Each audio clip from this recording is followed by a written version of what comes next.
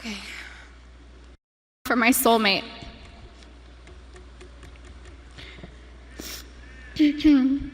Kobe was known as a fierce competitor on the basketball court. The greatest of all time, a writer, an Oscar winner, and the Black Mamba.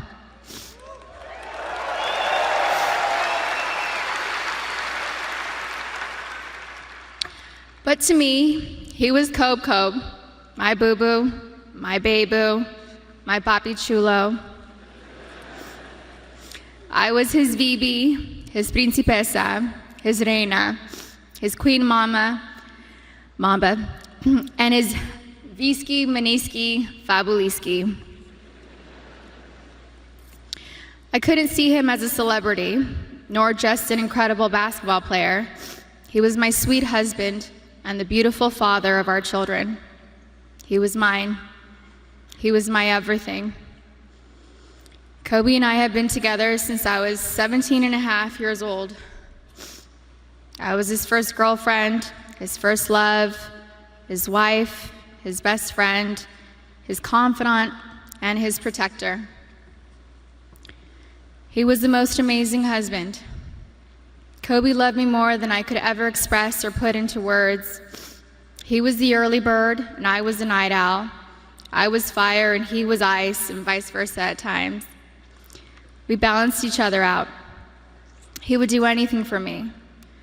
I have no idea how I deserved a man that loved and wanted me more than Kobe. He was charismatic, a gentleman. He was loving, adoring, and romantic. He was truly the romantic one in our relationship and looked forward to Valentine's Day and our anniversaries every year. He planned special anniversary trips and a special traditional gift for every year of our marriage.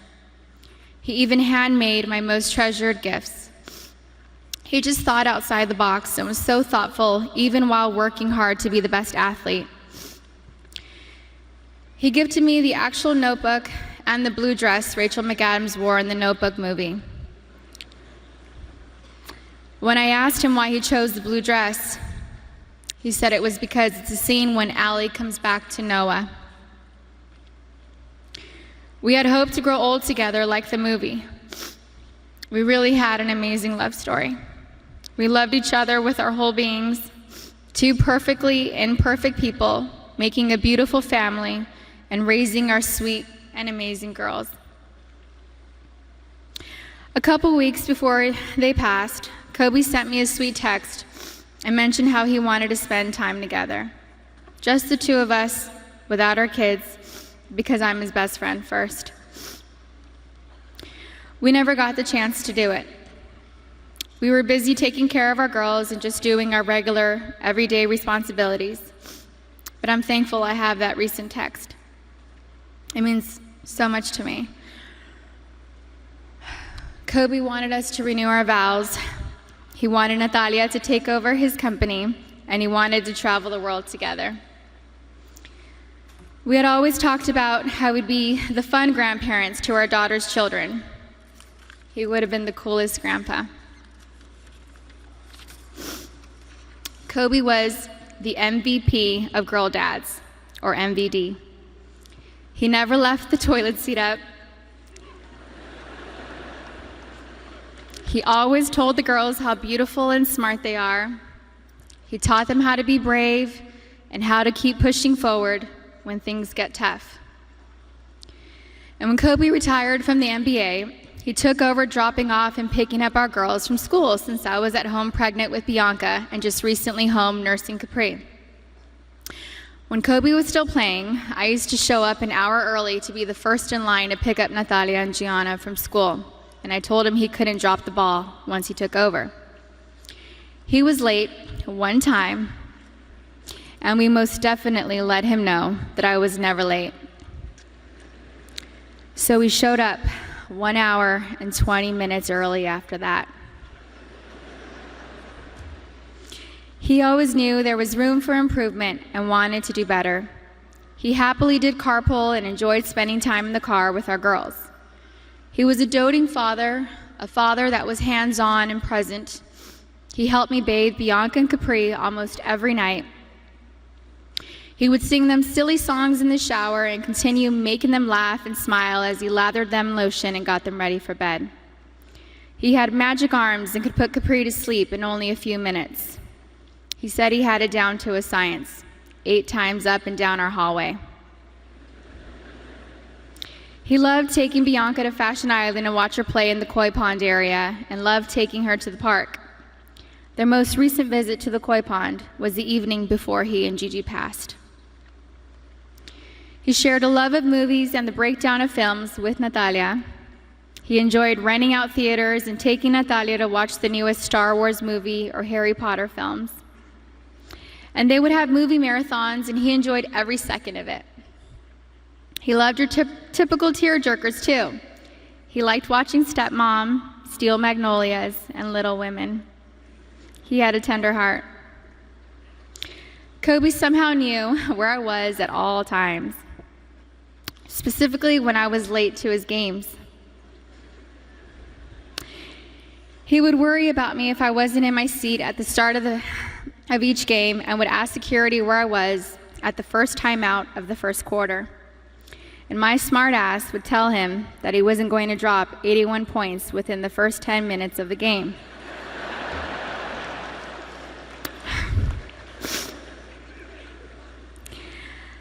I think anyone with kids understands that sometimes we can't make it out the door on time. And eventually he was used to my tardiness and bawled out. The fact that he could play on an intense professional level and still be concerned by making sure we made it to the game safely was just another example of how family came first to him. He loved being Gianna's basketball coach. He told me he wished he would have convinced Natalia to play basketball so that they could have spent even more time together. But he also wanted her to pursue her own passion. He watched Natalia play in a volleyball tournament on her birthday, on January 19th. And he noticed how she's a very intelligent player. He was convinced she would have made a great point guard with her vision of the court. And he told me that he wanted Bianca and Capri to take up basketball when they get older so he could spend just as much time with them as he did with Gigi. And Kobe always told Bianca and Capri that they were going to grow up and play basketball and mix their ass up. Now they won't have their daddy and sister here to teach them, and that is truly a loss I do not understand. But I'm so thankful Kobe heard Coco say, "Dada." He isn't going to be here to drop Bianca and Capri off at pre-K or kindergarten. He isn't going to be here to tell me to get a grip V when we have to leave the kindergarten classroom, or show up to our daughter's doctor's visits for my own moral support. He isn't going to be able to walk our girls down the aisle or spin me around on the dance floor while singing PYT to me. But I want my daughters to know and remember the amazing person, husband, and father he was. The kind of man that wanted to teach the future generations to be better and keep them from making his own mistakes. He always liked working and doing projects to improve kids' lives. He taught us all valuable lessons about life and sports through his NBA career, his books, his show Detail, and his Punies podcast series. And we're so thankful he left those lessons and stories behind for us. He was thoughtful and wrote the best love letters and cards, and Gigi had his wonderful ability to express her feelings into paper and make you feel her love through her words. She was thoughtful like him. They were so easy to love. Everyone naturally gravitated towards them. They were funny, happy, silly, and they loved life. They were so full of joy and adventure.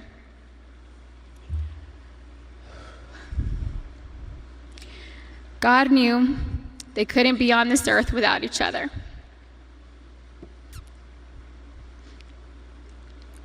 He had to bring them home to heaven together. Babe, you take care of our Gigi. And I got Nani, Bibi, and Coco. We're still the best team. We love and miss you, Boo Boo and Gigi. May you both rest in peace and have fun in heaven until we meet again one day.